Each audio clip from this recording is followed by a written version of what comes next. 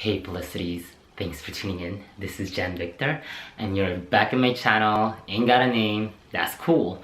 I am just going to be doing this really quick video. I was kind of sort of tagged by Daily Zari, who I will link in the YouTube info below. I don't even remember who made this tag. It's a luxury addict tag, but I was supposed to do it like weeks ago. I'm supposed to do other videos. You know, I'm so bad, and I'm so sorry for the folks that are waiting on the video around the wallet on chain Chevron Caviar WOC thingy for Chanel. It's coming actually after this video. I am just doing this super fast.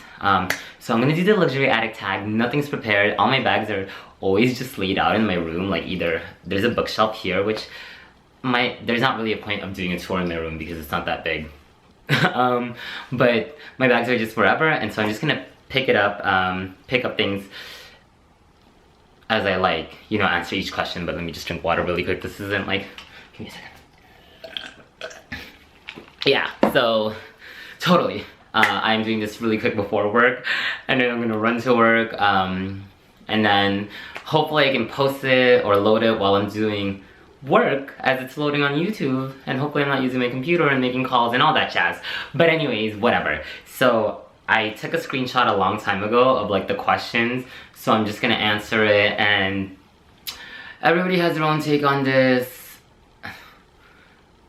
You do what you do. So yeah, you know, there's like context in terms of people and the parameters of luxury designer or whatever. So I am just, oh, here. So if you look at it, it's like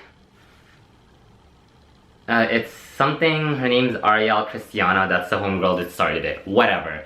Anyways, thanks for starting it. I've seen everybody's video. I've seen a bunch of this, and so now I'm doing it. So the first question, there's like 8 questions, so hopefully it doesn't take 16 minutes. What was your first designer piece?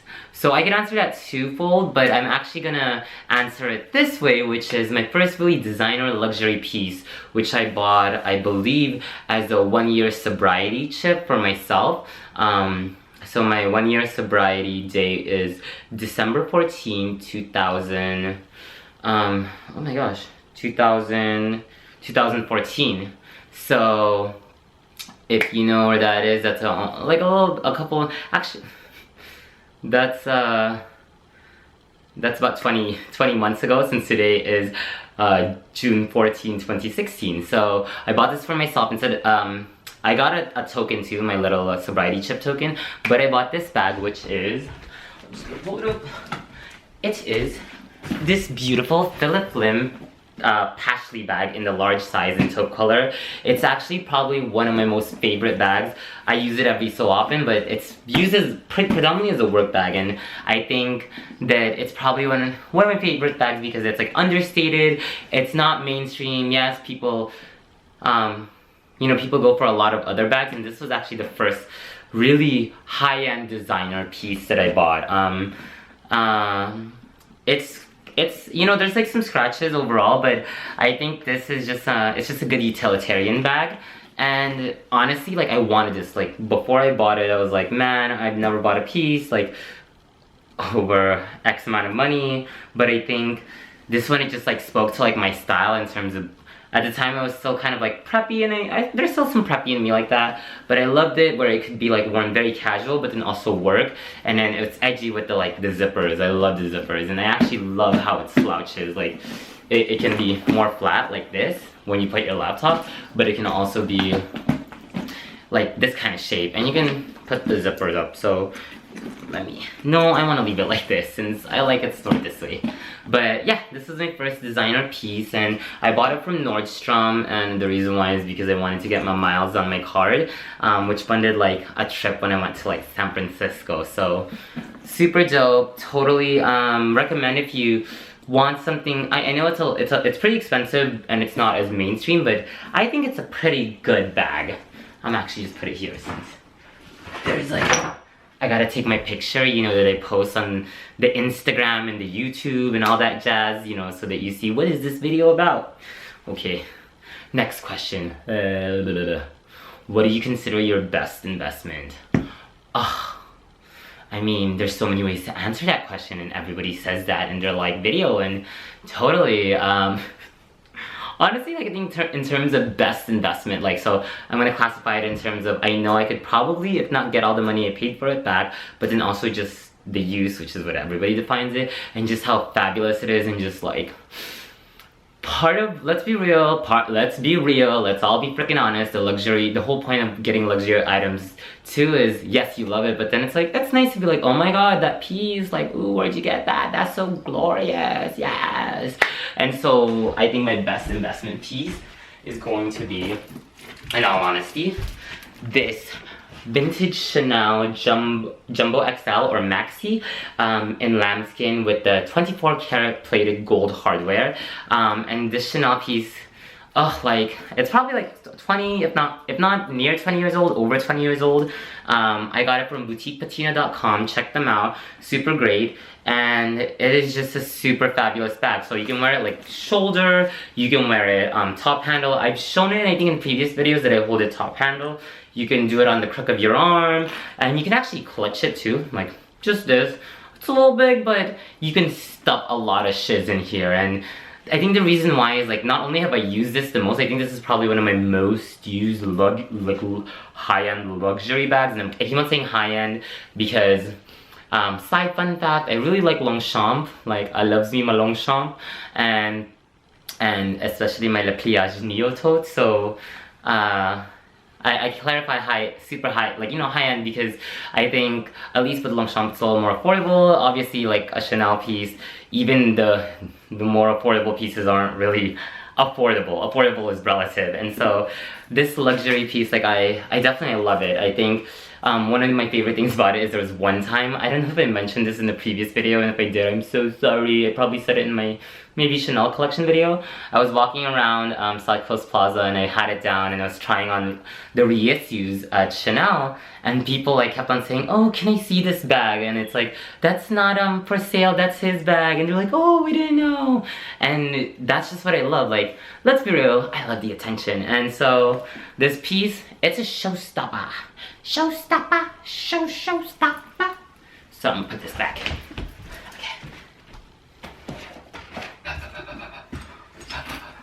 Okay, cool. And I'm totally like halfway through this darn like 16-minute limit. So what is your criteria when looking to buy a piece? If I really like it, honestly, like that's, if I like it, if I have the money to get it, I'ma get it. And sometimes, you know, let's be real, I make foolish choices too. Like, I'm like, I like it, and then it's like, oh, it didn't work. But overall, you just have to love a bag. And for me, it's like, I have to love the bag, A, and then also I have to be able to use it. Like, I'm a user. I've said this multiple times. I am a user, and I want to use my bags. If I can't use it, then what's the point? Like, yeah, I just want to be able to fling my bag around, throw it everywhere. Not throw it everywhere, literally, but like, you know, take it on a bunch of different occasions. And there are certain pieces that are for certain occasions, because I know I'm not gonna bring out like my my Louis Vuitton Alma BB like just any day. If it's raining, like, if it's not raining, maybe that's cool, but if it's raining, it's like, no, we don't take that out. But I think definitely I have to love it, like it, live for it, and then I have to be able to use it. And it has to fit my lifestyle in terms of just like, I can dump my stuff in it. Yeah, so I think that one, that's an okay question. So I'm gonna get so much hate on this. What has been your stupidest, most regrettable purchase? I don't think it's that stupid. It was more like I'm gonna sneeze really quick. Excuse me. Let me drink water. So I think in terms of like, I would say regrettable purchase is, so if y'all know, I bought my Christian Louboutin and then another pair of shoes at that same time. So my Dandy Pick Picks, I bought it and then it was on a high, and then I bought this other piece, which is, this is actually supposed to go on the blog sale that I'm supposed to conduct, because I don't know, actually, I had to think about it, since I might actually wear it for the summer. But I think regrettable purchase, since I haven't used it as much, I probably used it twice, is these Phillip Lim, I forgot what they're called. They're called the Trance sneakers. So I'm just gonna take out one. But I really think they're super, like, I was trying to get the Balenciagas, but they were really tight. And then this one, they're really cute shoes, but I haven't worn it as much. And that's because after I bought my Danny Pick Picks, I went onto this whole shoe frenzy and bought a bunch of other shoes. And honestly, I'm still contemplating if I'm gonna keep these shoes, but I think more than likely it might go on the blog sale that I'm supposed to accumulate all this stuff that I haven't put out on a video and say I'm selling all of it, and that's included with the whole walk thing. But yeah, I mean, it's really great. Like, I love, this is Phillip Lim, by the way. See, and it even comes with the dust bag, similar to the Pashli, and I love it. It's a freaking magnetic box. Like, I gotta give it up for Phillip Lim. Like, you know, I know some people are like, oh, his stuff's made in China, and it's like, but that's because that's where Phillip Lim's headquarters are based out of. And I'm a big fan of Phillip Lim. Like, there's a bunch of designers that I'm a fan of that people are like, oh, you know, like, people like love Chanel, Louis Vuitton, and that's cool, but I really like Phillip Lim, and I really like this piece when I bought it, and I still kind of have a lot of like for it, but it's like, I have so much shoes right now, and I haven't really found, like, I think this kind of fits into, when I say I use stuff, like, I mean, you buy pieces so you can wear it for certain situations, and there's like other shoes that I have that fit for this situation that I bought this shoe. So yeah, it happens, but it's so glorious. There's a magnetic box. It's super cool. You gotta hand it up for presentation, right? Let me put this right here. Ah! Sorry, I'm like trying to just set up everything in this corner so once I'm done I can take the pictures and bounce. 5. If you've sold any luxury goods, have you ever had sellers regret? I have not sold any luxury goods just yet, but the one that I am selling that I know people are waiting on, and this video is the next video after this video, which should show up sometime this week, is my Chanel Chevron Caviar WOC. I haven't sold it, but it will be coming up. So that's that for that question. What is a piece that you think everybody needs / should have? Okay, so I've been saying like high-end luxury designer piece, but I am going to go a little mid-range, and it's a really popular, I know it's super mainstream and everybody probably has the Louis Vuitton or Goyard version of this, but I really like the Longchamp Pliage Neo Tote. It's not super luxury, but you know, for some people this might be luxury. It's still a pretty pricey bag, but I think this Khaki Longchamp Pliage Neo Tote, it has the same color tone, like a almost same color tone handle to the actual nylon. Super useful bag. This is what I'm saying, like, it's chic, stylish, effortless, very Parisian French. You can take it out in the rain, you can fling it, and it's very hard wearing. I have probably used this since I bought it in December, January, probably every single day in total, like 80 to 90% of all the days that have passed. I use this every day almost. So, and you can see it's kind of like all junked up, but I probably might get another one in another color. I really want when I go to Paris. Hopefully I can get the Eiffel Tower one. That one will be cute. I talk too much, I'm really sorry. So if you don't like my video, if you have any issue with it, then like don't watch it, right? But I've sat through like 20-minute long videos because it's like, I like what you're talking about even if people are rambling. What is a piece that you think is overhyped? Okay, so this is why I'm selling it. I've mentioned it multiple times, but you already know what's in this box. I'm gonna just take it out for the sake of it all.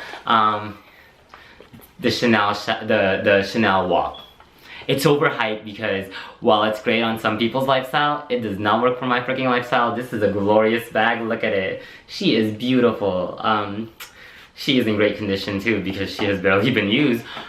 I shouldn't gender it because I don't know what gender you are. I should totally ask for my Chanel's PGP, but I don't think she's gonna respond. They're gonna respond.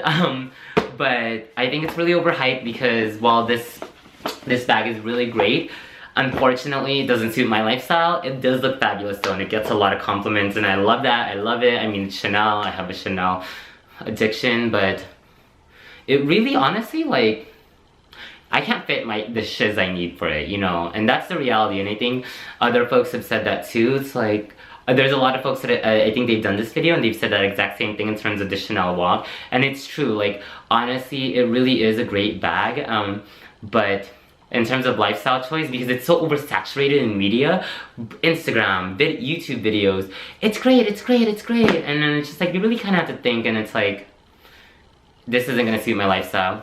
But I did buy it. I mean, I already knew I bought this as an investment, and I was trying to use it as much as I could, and I didn't, because this really was, the whole purpose of it was buying it because I knew I could sell it for more than what I paid for in the future.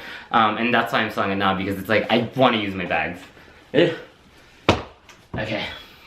So the last question, and I think y'all already know the answer to this. What is next on your wish list? I was just posting on this on Doc Luxuries Instagram, but the next piece is, well, it's ideally a Birkin, but a part of me is still like kind of like longing for a Kelly, because I just love, I love the classiness of a Kelly, and then I'm kind of thinking about the whole Diorever. It's between those three, but I mean, if I can save up fast enough, it would probably be the Birkin. I think I would have a lot more use for that bag, whereas the Kelly, it suits my style, or the style that I see myself, but the Diorever is also, there's just so many beautiful things. But I think for now, probably between a Birkin or a Kelly, but I gotta save up, and I gotta sell my bags, and I gotta think about long run stuff kind of thing. That's it. That's my luxury addict tag. Totally took up the whole time. Ugh, getting text. So I am gonna head out now, and this is gonna cut off, but thanks for tuning in. Bye, Felicity. It's just gonna cut off. It's gonna